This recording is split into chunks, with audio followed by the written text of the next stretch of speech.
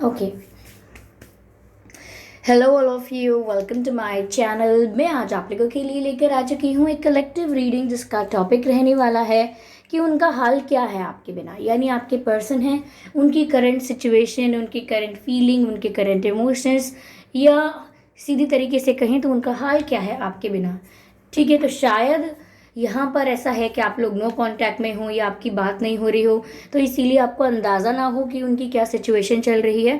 तो आज हम जानने की कोशिश करेंगे। ओके, ये रीडिंग सभी ज़ोडिएक साइंस के लिए है और हर उम्र के व्यक्ति के लिए है, चाहे आपका कोई भी ज़ोडिएक साइन हो या आपकी कोई भी उम्र हो, ये रीडिंग आपसे मैच कर सकती है। ओके, ये रीडिंग टाइमलेस है, यानी जब भी आप इस वीडियो को देख रहे हैं, जब भी आप इस वीडियो तक पहुंचे हैं, यह आपसे तभी रेजोनेट करेगा, फिर चाहे आप इस वीडियो तक 1 साल, 2 साल, 5 साल, 10 साल, कितने भी महीने या कितने भी हफ्तों बाद पहुंचे हों, आप जब भी इस वीडियो को देख रहे हैं यह आपसे तभी रेजोनेट करेगा। ओके व्यूअर्स, और अगर आप ड्रीम टैरो चैनल पर पहली बार आए हैं और आपने अब तक सब्सक्राइब नहीं किया है, then what are you waiting for.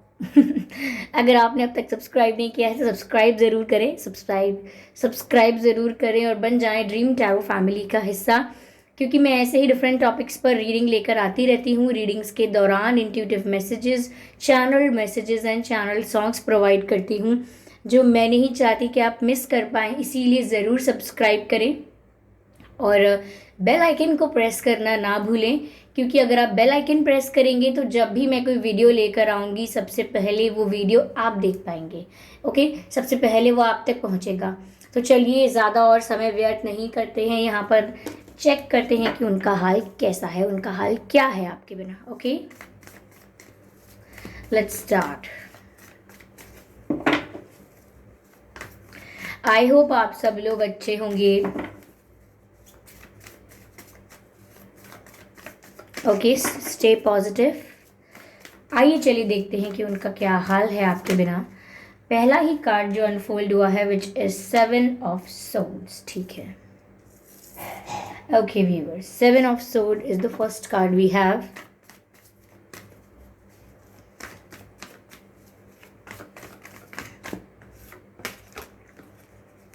Okay, 3 of wands, 3 of wands का भी कार्ड आ गया है। Okay, we need more cards. Okay, strength card. Okay, energy of deck is the hermit. Okay, तो उनका क्या हाल है आपके बिना। पहली चीज जो मुझे यहाँ पर दिख रही है वो ये है कि this person has cheated you. इस व्यक्ति ने आपको कभी चीट किया है। चीटिंग इस प्रकार की नहीं होती कि एक साथ 2 लोगों को डेट करना। चीटिंग अलग अलग प्रकार की भी होती है। जैसे इस व्यक्ति ने आपको कुछ ऐसी बातें नहीं बताई जो जानना आपके लिए आपके लिए इम्पॉर्टेंट था, जो चीज़ें आपको पता होनी चाहिए, that you deserve to know, वो सब उन्होंने आपको नहीं बताया। वन मोर थिंग, उन्होंने काफ़ी बातों को मैनिपुलेट कर दिया। जैसा सच होता है वैसा एज इट इज़ नहीं बताया। यों का त्यों, ऐसा कुछ कहते हैं। जैसा एग्जैक्ट सच है वो नहीं बताया। सच को उन्होंने फिल्टर किया, अल्टर किया, अपने हिसाब से ट्विस्ट किया एंड देन आपके आगे प्रेजेंट किया। तो इन्होंने सच को भी काफ़ी मैनिपुलेट एंड ट्विस्ट किया है। ओके, यहाँ पर मुझे ऐसा भी लग रहा है इस व्यक्ति ने आपसे झूठ भी बहुत बोल दिए। ओके, तो झूठ बोले हो सकते हैं या सच को थोड़ा छुपाकर अल्टर करके रखा है। ये बहुत सारी बातें ऐसी हैं जो आपको बताई ही नहीं। So this person has cheated you. Past में इन्होंने चीट किया हो सकता है किसी भी प्रकार से। यहाँ मुझे ऐसा लग रहा है कि इनका अब कैसा हाल है व्यूअर्स। मुझे अब ऐसा लग रहा है कि ये जो व्यक्ति हैं ये आपका इंतज़ार कर रहे हैं। ओके, मुझे ऐसा दिख रहा है कि ये जो पर्सन है ये कहीं ना कहीं आपका वेट कर रहे हैं। वी विल सी कि यहाँ वेटिंग का क्या कारण हो सकता है, क्यों वेटिंग हो रही है, लेकिन मुझे ऐसा लग रहा है कि ये व्यक्ति आपका इंतज़ार कर रहे हैं व्यूअर्स। ओके, यस, या ये आपका इंतज़ार कर रहे हैं या ये किसी मोमेंट का, किसी अपॉर्चुनिटी का, किसी मौके का इंतज़ार कर रहे हैं। यस, कहीं ना कहीं इनके अंदर अब स्ट्रेंथ नहीं है, बहुत ही ज़्यादा इनकी सिचुएशन बहुत ही ज़्यादा फ्रस्ट्रेटेड हो गई है। ये पर्सन अब बहुत फ्रस्ट्रेटेड है अपनी रियल लाइफ में और इरिटेटेड है। और मैं कहूँगी व्हाट स्ट्रेस स्ट्रेस फ्रस्ट्रेशन, ये सब जो शब्द हैं ये इनके ऊपर लागू हो रहे हैं कि ये इस तरीके का महसूस कर रहे हैं। मैं ये नहीं कहूँगी अभी कि इनको बहुत रिग्रेट है, बट कहीं ना कहीं इन्हें हीलिंग की ज़रूरत है। ये इस तरह से फ्रस्ट्रेटेड हो गए हैं। इनके झगड़े बहुत लोगों से हो रहे हैं, जैसे जैसे घर परिवार में तालमेल नहीं बन रहा है, लड़ाइयाँ हो रही हैं घर में, उनकी बहस हो जाती है, या अपने फ्रेंड्स के साथ उन्होंने मनमुटाव कर लिया है, झगड़े कर लिए हैं, या वर्क प्लेस पर भी काफ़ी उनकी तू मैं हो गई है। So this person is getting very annoyed everywhere. तो यहाँ पर बहुत फ्रस्ट्रेटेड महसूस कर रहे हैं, स्ट्रेस है बहुत, कहीं ना कहीं पता है मैंने गलत किया है, लेकिन एक्सेप्टेंस नहीं है इस चीज़ का कि हाँ मैंने गलत किया है। जब आपको पता होता है कि आपसे गलती हुई है पर आप उसे स्वीकारना नहीं चाहते, तो कुछ इसी तरीके का इरिटेशन आपको महसूस होता है, जिस तरीके का इरिटेशन इन्हें महसूस हो रहा है। तो इन्हें हर जगह प्रॉब्लम ही दिख रही है, इन्हें हीलिंग की ज़रूरत है। वो चाहते हैं कहीं से उन्हें कोई सपोर्ट मिले, कहीं से उनको कोई हेल्प मिले। अब ये हेल्प कैसी एक्सपेक्ट कर रहे हैं, वी विल सी इट, अभी और क्लैरिफाई करेंगे इस रीडिंग को।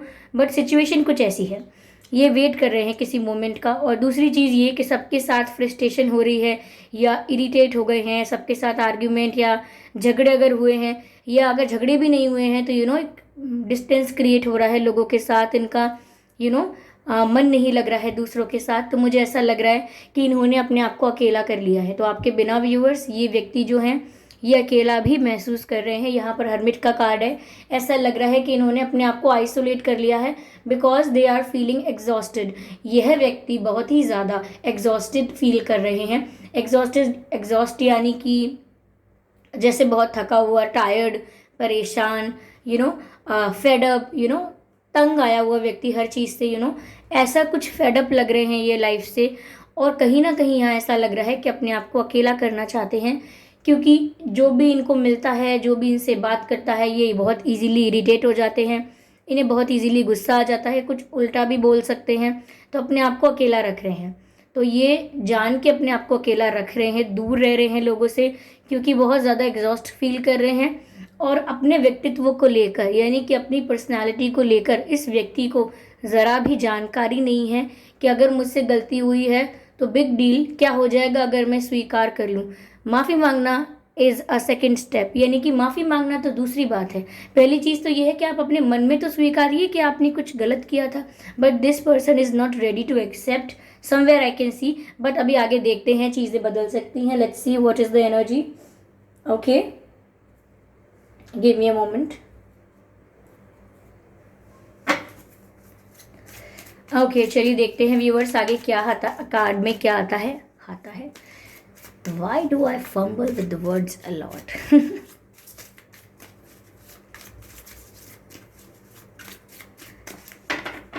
Okay. The source. Interesting. Okay. Spirits, please guide us.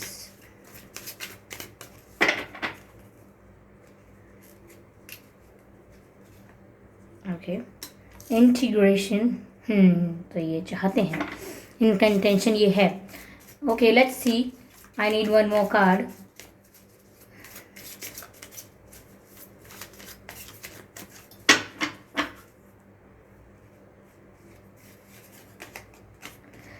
मुझे लगा ही था ये कार्ड आने वाला है, and this card is here. Okay, चलिए बताते हैं आपको आगे की रीडिंग। तो व्यूवर्स, जैसा कि मैंने आपसे रीडिंग आधी में ये बोला था, आधी रीडिंग में मैंने आपको यह बताया था कि इस पर्सन को रियलाइजेशन है या नहीं, ये तो पता नहीं, आगे देखेंगे। तो आगे व्यूवर्स आंसर कुछ ऐसा आया है, गिल्ट।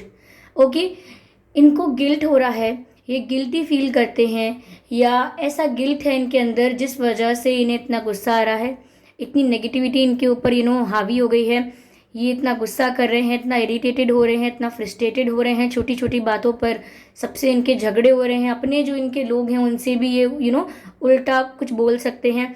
तो इतना ज़्यादा फ्रस्ट्रेशन इसीलिए है क्योंकि इनकी जो सोल है वो शांति में नहीं है, पीस नहीं है यहाँ पर, इरिटेशन बहुत है, तकलीफ़ है। और मैंने आपसे पहले भी कहा था कि दे नीड हीलिंग, उनको तो इस समय हीलिंग की ज़रूरत है, वो इस समय काफ़ी ज़्यादा स्ट्रेस में हैं। तो यहाँ पर ये जो भी मैंने बताए हैं आपको, उनके बिहेवियर बताया है आपको कि इस तरीके से स्ट्रेस्ड हैं या फ्रस्ट्रेटेड हैं, तो व्यूअर्स कारण है गिल्ट। यहाँ कार्ड आ गया है गिल्ट का। लाइक सोल यानी कि आत्मा जानती है कि गलती हो चुकी है, डैमेज इज डन, ओके, गड़बड़ हो चुकी है। और जो व्यक्ति है वो practically in real life with all the logic and all the rationality, व्यक्ति एक्सेप्ट करने के लिए तैयार नहीं है, अपने आप को स्वीकार करने के लिए तैयार नहीं है कि हाँ मैं हूँ, मैंने गलत कर दिया, ओके। वो आपको अपॉलॉजी लेकर आए आप तक, या आप तक कोई माफ़ी लेकर आए, it's the same thing, but आपको कुछ कन्फेस या क्लियर करने आए, उससे पहले इनको ये एक्सेप्ट तो करना पड़ेगा कि इनसे मिस्टेक हुई है। तो अपॉलॉजी तो सेकेंड स्टेप है, फर्स्ट स्टेप ये है कि ये एक्सेप्ट करें अपने आप में कि इनसे मिस्टेक हुई है, but this person is not ready to accept. जिस वजह से एक्सेप्ट ना करने की वजह से इनका गिल्ट और बढ़ रहा है, इनका फ्रस्ट्रेशन, एंगर काफ़ी बढ़ रहा है। इसीलिए मैं देख रही हूँ यहाँ पर कि इनके कंट्रोल से बाहर है इनका एंगर, इनका इरिटेशन इनके बस के बाहर है, कंट्रोल में नहीं है। तो बहुत ही अच्छा होगा अगर ये हीलिंग चाहें तो ये एक्सेप्ट करें कि ठीक है इनसे मिस्टेक हुई है, कोई बहुत बड़ी बात नहीं है, गलती एक्सेप्ट करना भी कोई छोटी या बड़ी बात नहीं है, आप एक्सेप्ट कीजिए। अपॉलॉजी बात की बात है, कम से कम अपने मन की शांति के लिए तो अपनी गलती को स्वीकारिए if you have done something wrong, okay.